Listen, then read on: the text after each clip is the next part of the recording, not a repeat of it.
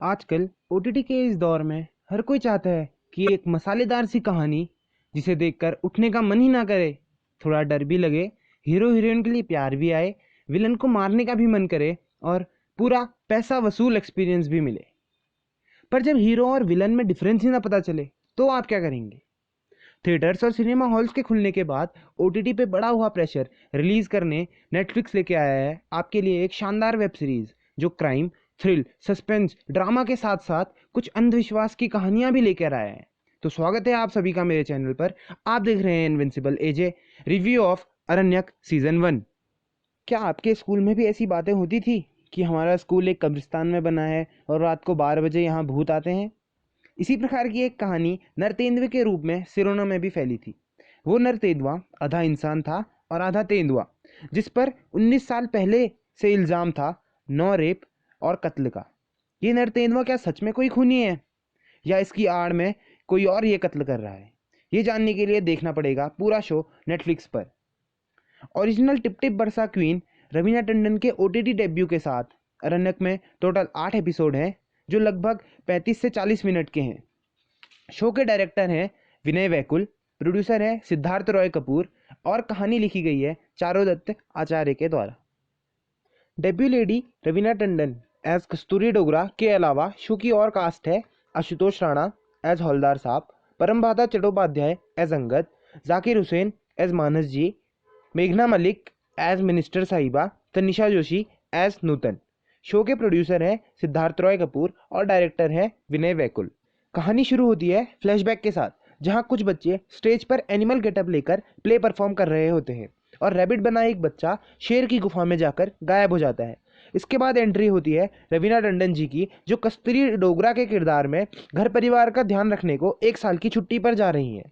उनकी जगह लेने आए एसएचओ अंगद वही पुलिस ऑफिसर है जिनका रैबिट बना बच्चा फर्स्ट सीन में गायब हुआ था।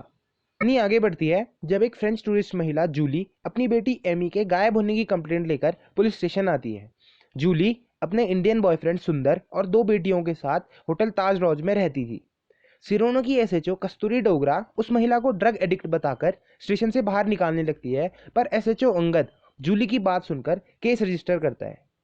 कस्तूरी और अंगद की ये असमंजस क्या सिरोना में कुछ नया बवाल लाएगी? कहानी में एक अहम मोड़ तब आता है जब जूली के घर से उसकी छोटी बेटी बेहोश मिलती है और कुछ ड्रग्स भी मिलते हैं। कस्तूरी डोगरा के ससुर हौलदार साहब, जो किरदार आशुतोष राणा निभा रहे होते हैं, उनको मिलती है एमी की पेड़ से लटकी हुई लाश।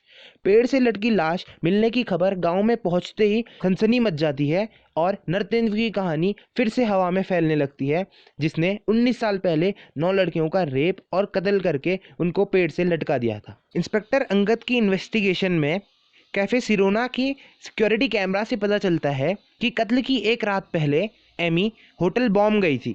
होटल बॉम्ब सिरोना का एक लोकल बार था जो वहाँ के पॉलिटिशियन मानस जी के द्वारा चलाया जाता था, जिसमें इलीगल रूप से ड्रग्स भी मिलते थे। पूछताछ से पता चलता है कि सिरोना की मंत्री जी का बेटा कांति, जो किसी रेप केस में जेल में था, पैरोल में आकर कत्ल की रात होटल बॉम्ब में अपने दोस्त डीसी साहब के बेटे गगन के साथ देखा गया था। जूली का बॉयफ्रेंड सुंदर, कत्ल की रात उसको किसी अननोन नंबर से 2-3 कॉल आते हैं। बंटी, जो कि सिरोना का टूरिस्ट गाइड है, वो एमी को अपनी स्कूटी में होटल बॉम्ब के आगे से ले जाते हुए देखा जाता है। मंत्री जी के बेटे कांति का रेप के चार्ज में जाना, पैरोल में बाहर आना और उसी रात एमी के साथ होटल बॉम्ब में देखा जाना और अगले दिन कांति का वापस जेल जाना, क्या ये नॉर्मल बात है? सिरोना कैफे में गोविंद जी का कुछ अलग सा बिहेवियर और उनकी पत्नी का सीसीटीवी कैमरा छुपाना कुछ गलत होने का इशारा तो नहीं करता? जूली का इंडियन बॉयफ्रेंड सुंदर, क्या वो तो नहीं इस साजिश में शामिल? कांति का होशियार दोस्त गगन, क्या सच में वो सीधा है या यहाँ भी दाल में कुछ काला है? बंटी, जो कि बस टूरिस्ट गाइड है, और नूतन, कस्तूरी की बेटी, क्या ये दोनों मिलके एमी के खिलाफ कोई साजिश रच रहे थे? डीसी साहब, जगदम्बा, मानस जी, क्या ये तीनों अपने बच्चों को बचाने के लिए कुछ छुपा रहे हैं? आखिर हुआ क्या था होटल बॉम्ब में कत्ल की रात? रवि, मानस जी का दामाद, वो क्यों डरा डरा घूम रहा था? क्या वो भी किसी तरह से इस साजिश में शामिल है? सवाल कई हैं, किरदार कई हैं, मगर सबूत कोई नहीं। क्या अंगद और कस्तूरी अपनी रेपुटेशन छोड़कर केस सॉल्व कर पाएंगे, या फिर पॉलिटिशियन मानस जी से मिले हुए अपने सीनियर आईजी साहब की बातों में आकर केस क्लोज कर देंगे। और क्या पता ये सब एक कोइंसिडेंस हो। कहानी का असली किरदार नरतेदुआ, क्या वो तो नहीं इस सब के पीछे? अगर हाँ, तो इतने सालों बाद वो वापस क्यों आया? और अगर नहीं, तो इस कहानी का फायदा उठाकर ये कौन सीरियल किलर है जो वापस आया है? एक तरफ तो कस्तूरी और अंगद लगे हैं एमी के मर्डरर को ढूंढने के पीछे, लेकिन दूसरी तरफ सिरोना में फैला है नरतेंदुए का खौफ। वही नरतेंदुआ जिस पर इल्ज़ाम है 19 साल पहले 9 रेप और मर्डर का। कस्तूरी के ससुर हौलदार साहब, वो क्या चाहते हैं? वो नरतेंदुए के पीछे क्यों पड़े हैं? नरतेंदुए के 3 नाखूनों का निशान हर लाश में पाया जाना, क्या ये नरतेंदुए की कहानी को सच्चा तो नहीं साबित करता? गोविंद जी, उनका कत्ल के स्पॉट पर पाया जाना, क्या गोविंद जी ही नरतेंदुआ तो नहीं? शो की शुरुआत में गायब हुआ बच्चा, क्या वो कहानी भी इस कहानी से जुड़ी हुई है? क्या उसके पीछे भी नरतेंदुआ ही है? 3-4 कहानियों का एक साथ चलना और सस्पेंस का बढ़ता जाना, यही इस शो का इम्पोर्टेंट फैक्टर है। 8.2 IMDb रेटिंग की ये वेब सीरीज़ नेटफ्लिक्स के ट्रेंडिंग सेक्शन में 1-2 हफ्ते तक छाई रही। मेरे हिसाब से आप इस वेब सीरीज़ को अपनी मस्ट वॉच लिस्ट में डालिए और एक रात बैठ के देख डालिए, ताकि आपके सभी सवालों का जवाब आपको मिल सके। अब बात करते हैं कुछ पॉजिटिव्स और नेगेटिव्स की। पॉजिटिव्स में देखें तो सबसे पहले पॉइंट आता है एक्टिंग स्किल्स का। रवीना टंडन, इंस्पेक्टर अंगद, आशुतोष राणा और बाकी सभी किरदारों ने अपने अभिनय की छाप छोड़ी है। शो की मुख्य आकर्षण का किरदार थी रवीना टंडन, जो कि इस सीरीज से अपना OTT डेब्यू कर रही थी। उनकी परफॉर्मेंस को सभी ने खासा पसंद किया है, चाहे वो घर के काम न कर पाने वाली हाउसवाइफ के रूप में हो या फिर पुलिस स्टेशन में केस सॉल्व करती हुई इंस्पेक्टर के रूप में। दर्शक शो के सीजन 2 में उनको वापस देखने को काफ़ी उत्सुक हैं। इंस्पेक्टर अंगद का किरदार निभाने वाले परमभ्राता चट्टोपाध्याय ने भी अपनी एक्टिंग से खासा अटेंशन प्राप्त की है। स्क्रीन पर रवीना टंडन के साथ स्क्रीन शेयर करते हुए भी उन्होंने दर्शकों का अटेंशन अपनी ओर खींचा है। इससे आप उनकी एक्टिंग का अंदाज़ा लगा सकते हैं।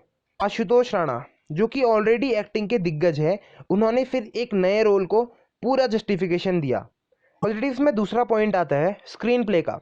जिस तरह से अलग अलग कहानियों को कनेक्ट करके हमारे सामने प्रेजेंट किया गया, वो इस कहानी को एक अपर हैंड देता है। पॉजिटिव्स में और बात करें तो जो शूटिंग करी गई थी वो एक काफ़ी रिलेटेबल प्लेस में करी गई थी। देख के लग रहा था कि सिरोना और शूटिंग प्लेस सेम था।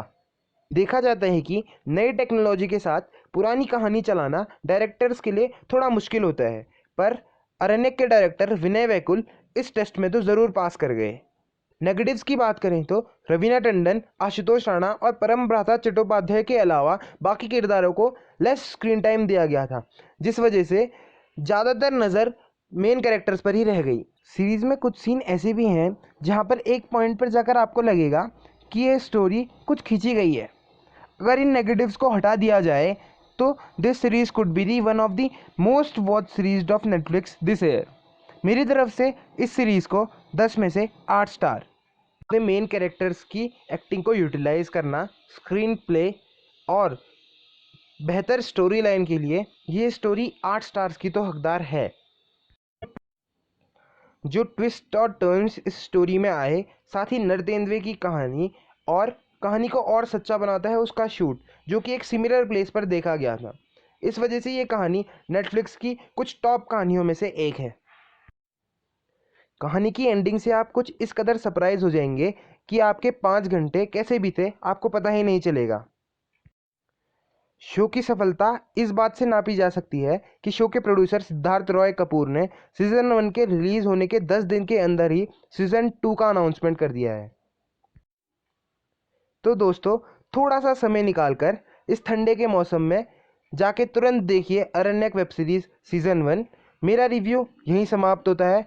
अगर आपको वीडियो पसंद आई हो तो लाइक, शेयर, सब्सक्राइब ज़रूर करें। Thank you. मिलते हैं आपसे जल्द ही अगली वीडियो के साथ। तब तक के लिए हैप्पी विंटर।